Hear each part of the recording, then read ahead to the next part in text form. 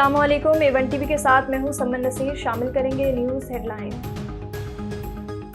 امریکی سینیٹ میں پاکستان اور چین مخالف بل پیش، پاکستان کی امداد روکنے اور پابندیوں کی تجویز۔ بھارت کے ساتھ جاپان، اسرائیل جیسے برتاؤ پر زور، بل ریپبلکن سینیٹر مارکو روبیو نے پیش کیا۔ چین کا برتاؤ اثر رسوخ خطے کے لیے نقصان دہ ہے، بھارت سے سفارتی، معاشی، فوجی تعلقات بڑھانے پر زور۔ مہنگی بجلی اور ٹیکسوں کے خلاف جماعت اسلامی سڑکوں پر، کارکنوں کا راولپنڈی کے لیاقت باغ اور مری روڈ پر پڑاؤ۔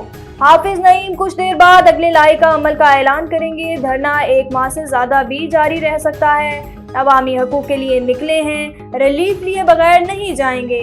بجلی سستی اور تنخواہ داروں پر ٹیکس ختم کرنے کا مطالبہ، حکومت جماعت اسلامی سے بات چیت کے لیے تیار، جماعت اسلامی کو مذاکرات کی دعوت۔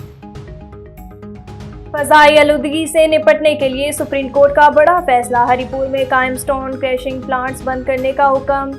صاف ماحول میں رہنا ہر شہری کا بنیادی حق ہے۔ کراچی والوں کے لیے ایک بری خبر، کل صبح 5 بجے سے 24 گھنٹے تک گیس نہیں ملے گی۔ 24 انچ قطر کی پائپ لائن کو سسٹم سے جوڑا جائے گا۔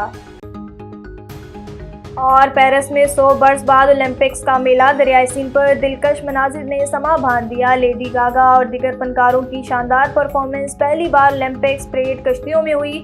پاکستانی پرچم ارشد ندیم اور جہاں آرا نے تھاما۔ ایونٹ میں فلسطینی دستے کا بھرپور خیر مقدم، تقریب میں 3 لاکھ سے زائد افراد نے شرکت کی۔ پہلے روز 2 پاکستانی شوٹرز قسمت آزمائیں گے۔ اسٹوڈیو سے فی الوقت اتنا ہی، مزید خبروں اور اپڈیٹس کے لیے دیکھتے رہیے A1 TV۔ A1 TV، سب پہ نظر، اندر کی خبر۔